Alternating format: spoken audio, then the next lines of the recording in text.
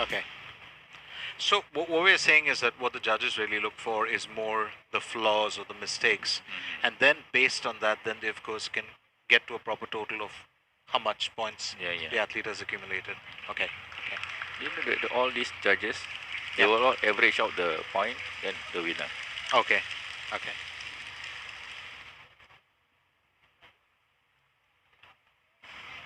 Okay. But because of the COVID, they Oh, separate the tables. Social distancing. Yeah, social distancing. Isn't it? Yeah.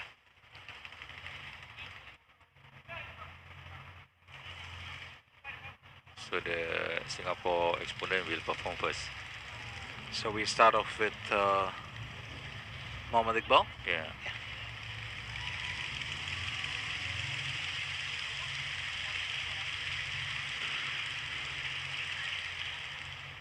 The weapons used, of course, in the semi can be the authentic, the real weapons. But when you have a team event, then you don't use real weapons, right? You use a representation. Yeah. The weapon is all standard size. You must have certain standard, certain size, certain length. Everybody must comply to this parameter. But when we get into the artistic male double, that changes, right? Do they still use weapons in that? Yeah. If doubles means they fight, so they choose what kind of weapon they use. Okay.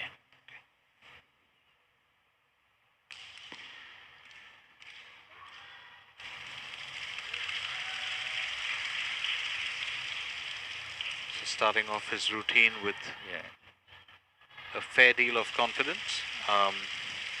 We did, of course, talk about, Roslan did enlighten us earlier, even on how proficient Mohammad Iqbal has been in recent times. He's a very seasoned competitor.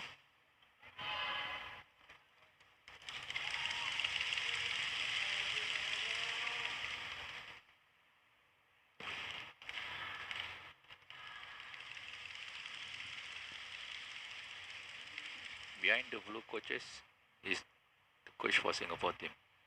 So we are the blue corner. You know? Okay.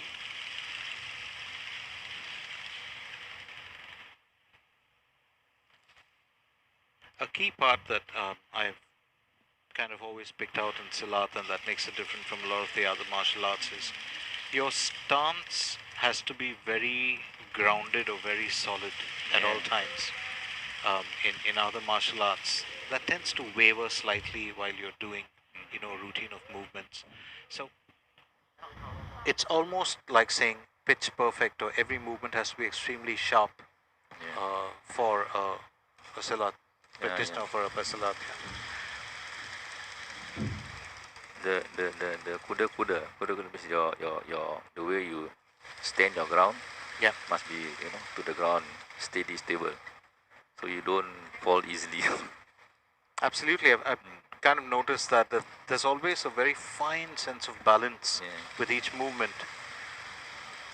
Does that take long to master? How many years does that actually take you to get there? Usually if you train Silat, usually they start from kids, but there is people who start late, but best when you're a kid, your body still soft. It can be molded. They can be molded easily.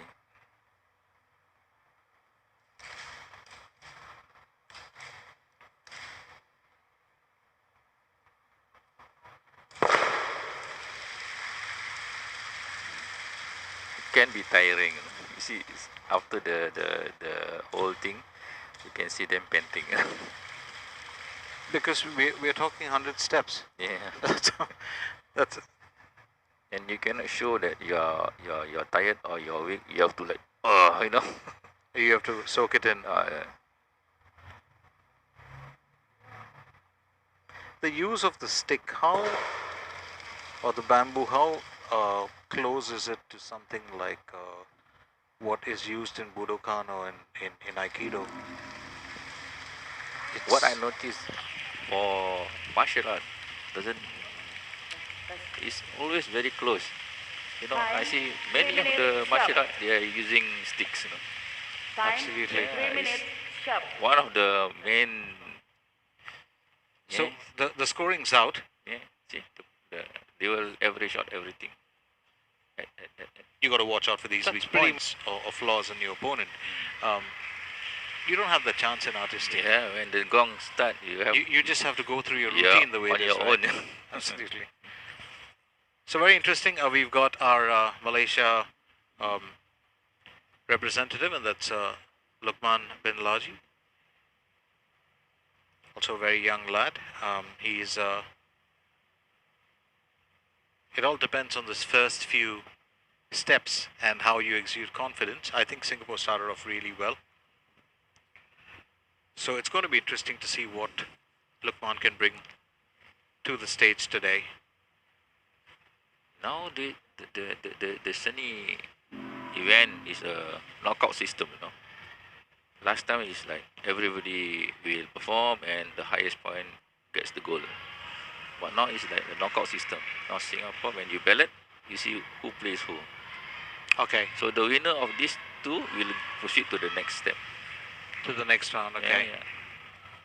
Last time is not everybody perform, then the highest point win.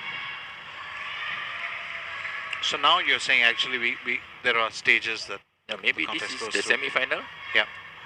The winner move on to the final. Absolutely. Yeah.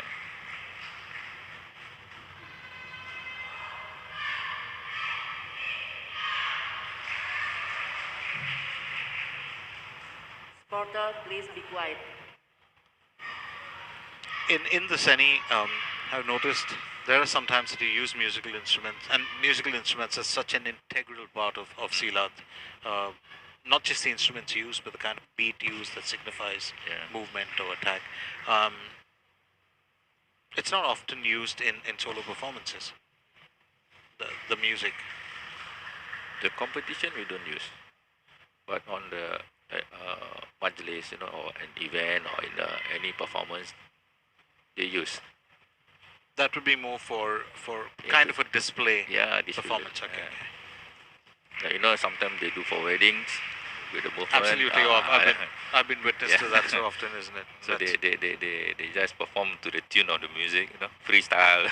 And that's absolutely entertaining, I have to say. Absolutely. But this is they follow the Silat movement, right?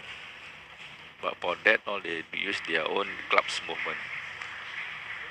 Every single club there is certain movement that distinctive to the club.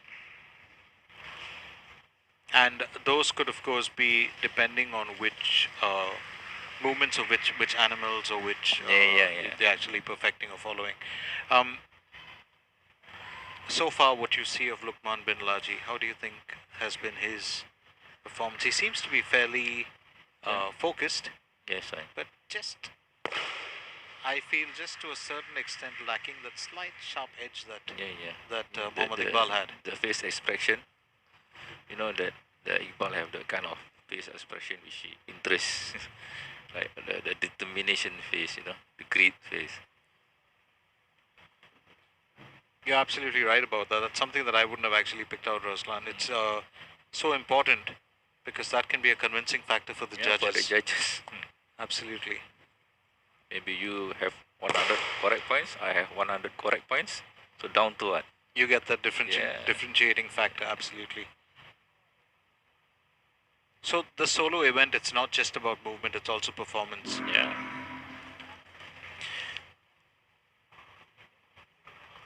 There you have to do a lot to convince all these judges.